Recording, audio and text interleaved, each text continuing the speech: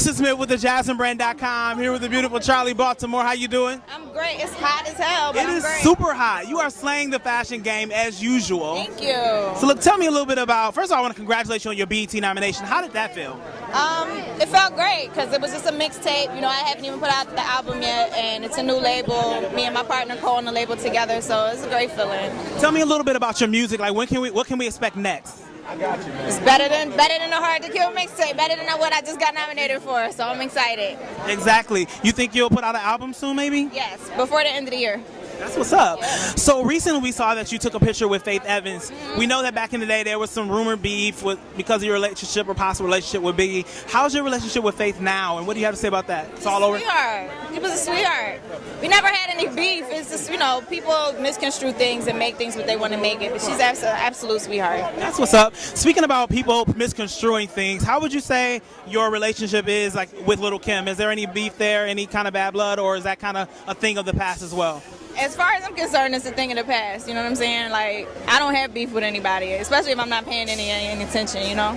At this stage in the game and in your career, what do you feel about beef? Does it fuel? Like, does it add to the? No. Like, is it like a thing? Like negative energy. Like, I don't have time for that. Like, I'm all about positive energy and positive people. So I try to stay away from anything that's gonna, you know, pull away from that. What would Charli Baltimore today tell Charli Baltimore 10 years ago? What piece of advice would you give your 10-year-ago self? Be patient. That's all the advice I would give myself, is to be patient. Now, you've always been fly. You've always been fun, but lately it's like you stepped your game up like about 15,000 watts. So like, no. But you were already up there. But you know what I'm saying. I'm joking. So like, what goes into the making of Charli Baltimore 2014?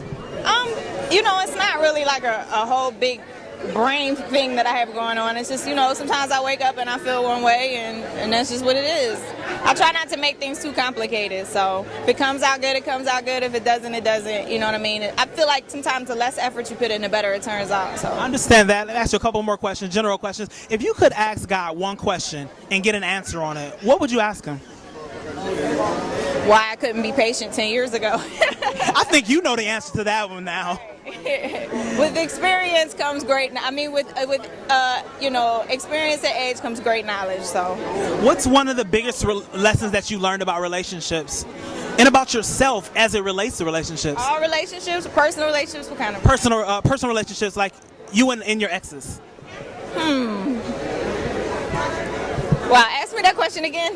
Like, what's one in relationships, male-female relationships? What's one of the biggest lessons that you've learned, and one of the biggest lessons you learned about yourself?